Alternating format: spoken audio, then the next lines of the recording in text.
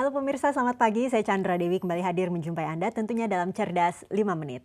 Dan pagi ini kita akan berbincang seputar anti seleksi. Dan di studio Metro Manulife saya telah ditemani oleh Bapak Muhammad Irsan, Head of Training Development dari Manulife Indonesia. Selamat pagi Pak Irsan. Pagi Chandra. Pak Irsan, langsung saja yang dimaksud dengan anti seleksi ini apa ya Pak? Anti seleksi di dalam istilah asuransi adalah gini, kecenderungan seseorang yang punya resiko lebih tinggi untuk beli asuransi. Jadi orang ini sudah tahu bahwa dirinya punya resiko lebih tinggi daripada orang seusia dia pada umumnya.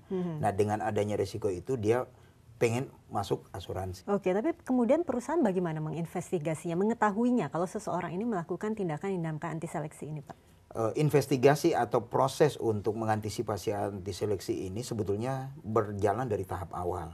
Pada saat pertama kali nasabah bertemu dengan tenaga pemasar dari perusahaan asuransi jiwa atau biasa disebut agen, agen harus berperan sebagai orang yang melihat kondisi secara fisik dari orang tersebut. Jadi jangan malah si agen tersebut atau tenaga pemasar tersebut yang merubah-rubah data yang faktanya berbeda. Misalnya kelihatan orang ini sebetulnya sakit, tapi dicantumkan bahwa kondisi sehat dan seterusnya. Nah, ini yang sering menjadi permasalahan di bagian akhir nanti pada saat terjadi klaim.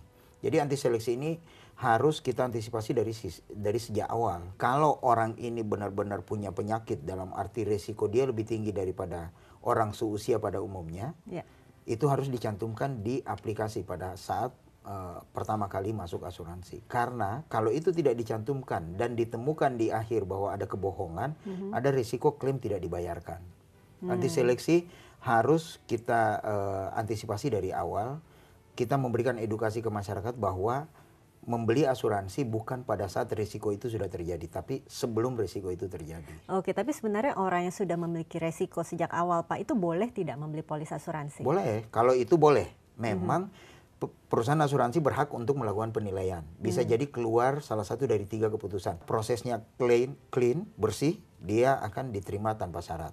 Yang kedua, setelah diteliti secara medis ada risiko, tapi masih bisa diproteksi oleh perusahaan asuransi, bisa diterima dengan syarat tertentu. Misalnya menambah premi tambahan atau biasa disebut ekstra premi.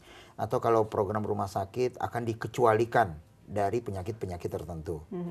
Nah, yang paling akhir adalah setelah diteliti risikonya, ternyata risiko orang tersebut sudah sangat tinggi, perusahaan berhak untuk melakukan penolakan terhadap aplikasi yang masuk tadi. Oke, jadi memang ada keterlibatan dari perusahaan asuransi juga lebih lanjut ya Pak ya, untuk melihat apakah ini akan disetujui apa tidak. Betul. Oke, tapi sebetulnya apa yang dilakukan perusahaan asuransi untuk mengurangi paling tidak prinsip anti seleksi ini Pak? Nah, kita melakukan edukasi baik terhadap agennya maupun terhadap masyarakat bahwa membeli asuransi itu harus pada saat kondisi dia sehat. Contoh pepatah, sedia payung sebelum hujan. Jangan pada saat hujan kita baru cari payungnya kan. Nah, konsepnya sama persis. Jadi sebelum risiko itu ada, saya sudah punya payungnya terlebih dulu.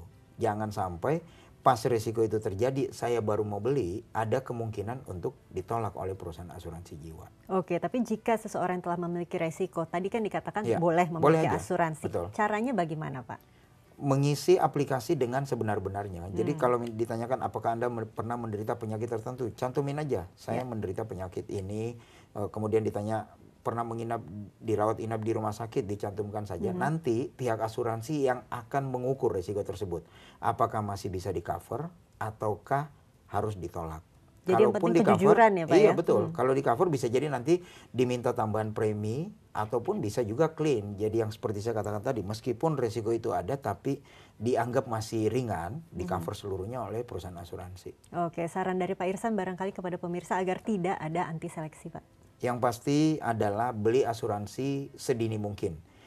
Pada saat usia masih muda, belum ada risiko kesehatan dan sebagainya, premi akan lebih murah. Kemungkinan diterimanya akan lebih tinggi dibandingkan pada saat orang yang sudah menderita penyakit sebelumnya. Jadi sedia payung sebelum hujan itu sangat berlaku untuk asuransi. Baiklah Pak Irsan, terima kasih banyak ya Pak atas informasinya. Dan pemirsa, demikianlah Cerdas 5 Menit, Cerdas Finansial untuk episode kali ini. Saya Chandra Dewi, terima kasih dan sampai jumpa. Dipersembahkan oleh